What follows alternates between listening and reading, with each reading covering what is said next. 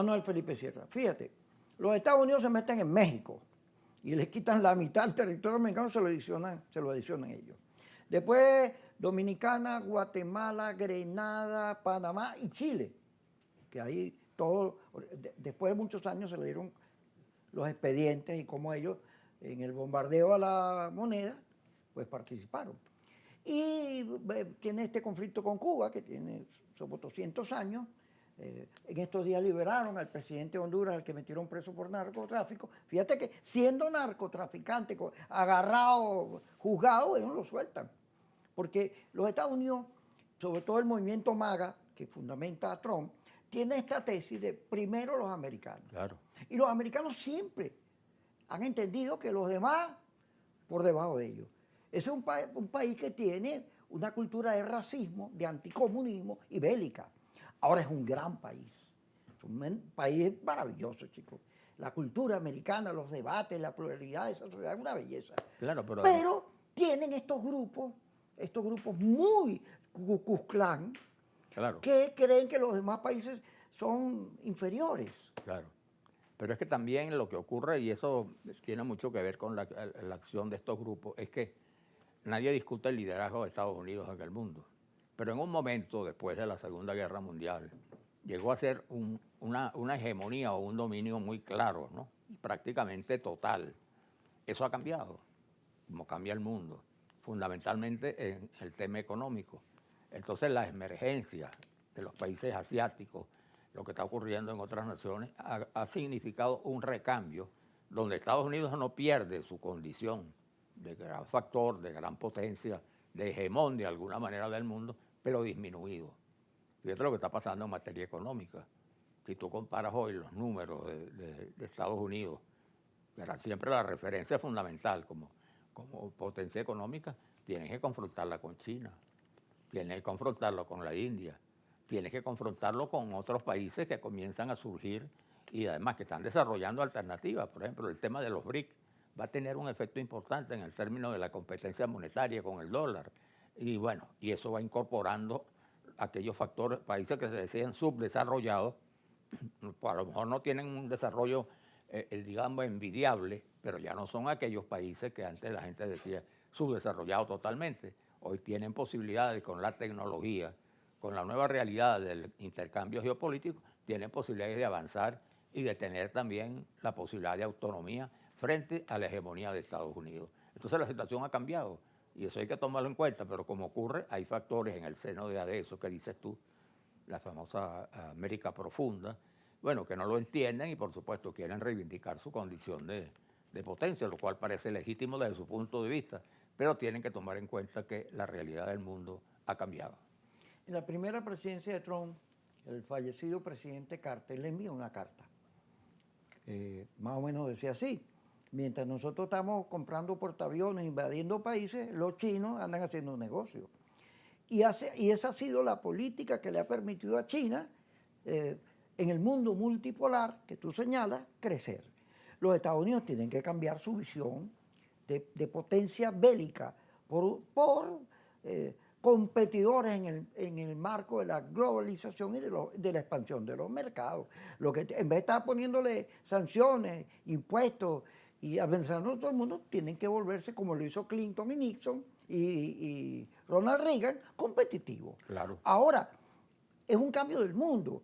Nosotros, ayer domingo, hubo unas protestas en todas las ciudades, unas a favor de la señora Machado y su premio Nobel y otras por la paz contra la intervención americana. Y bueno, bien bueno, Venezuela está en el tapete, en la discusión. Ahora, esta discusión tiene que servir, uno, frente al mundo, que no puede seguir las grandes superpotencias imponiendo su poder militar sobre sociedades como la nuestra, que puede tener su ejército, un ejército muy digno, pero no tiene la capacidad que tienen ellos. Y además, Venezuela no es un país de guerra, Venezuela es un país de libertadores. Entonces, eso debe cambiar. Los Estados Unidos, nosotros tenemos que imponer en el mundo el discurso de la paz y el entendimiento y la negociación, así no le guste a los que odian, porque la salida de la humanidad no es en el futuro y en el tiempo, no es seguir peleando, sino seguir administrando el planeta como un ser vivo, seguir construyendo progreso y bienestar para tanta gente, porque somos 8 billones de seres humanos, el año que viene seremos 10, y ay, ¿quién le va a comer a tanta gente? Esta pugna y esta guerra. Sí, yo creo que eso es importante destacar, ¿no? Lo de Estados Unidos, lo que ha significado y su relación con Venezuela, que es una relación histórica. Tú sabes que en el caso, por ejemplo, del Caribe, históricamente siempre se ha registrado a Estados Unidos como la gran potencia de intromisión invasora que ha puesto gobierno, que ha acatado. Ahí existía, de fondo, existe un conflicto, si se quiere, histórico, ¿no? Entre el Caribe y Estados Unidos, en gobernantes, el caso de Haití, el caso de República Dominicana. La política de Estados Unidos durante mucho tiempo se soportó en Chiapita, Trujillo, en República Dominicana, y en Somoza, en Nicaragua. Tienes el tema de Centroamérica. Centroamérica también una confrontación de años, de décadas con Estados Unidos. El caso de México, como tú dices. Pero Venezuela no, porque la relación de Venezuela fundamentalmente se fortaleció con el petróleo.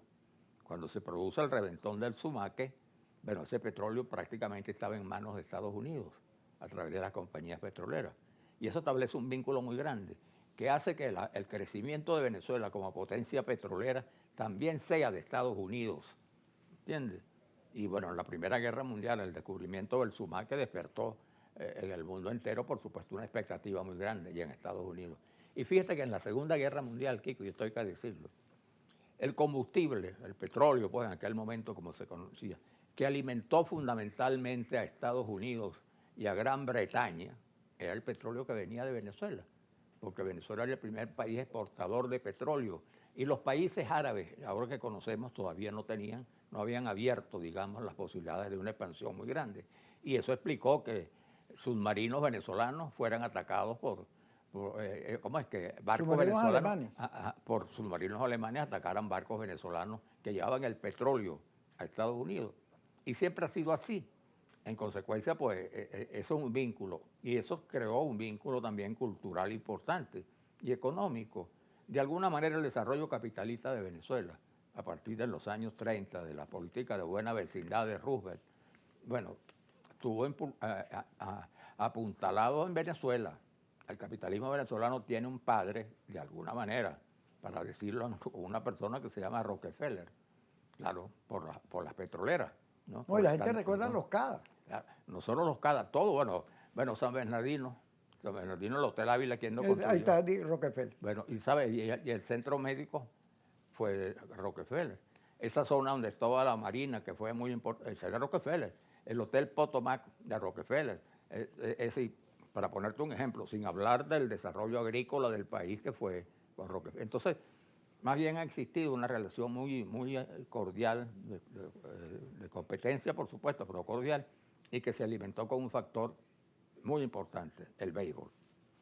Vamos al corte y el béisbol, la gran noticia del béisbol, ya los camarógrafos, tú vas a ver cómo se van a encender, es que el glorioso equipo del Magallanes tiene de sopa el Caracas y ya dejamos el sótano para que el Caracas allí, entre sus miserias, se consuma.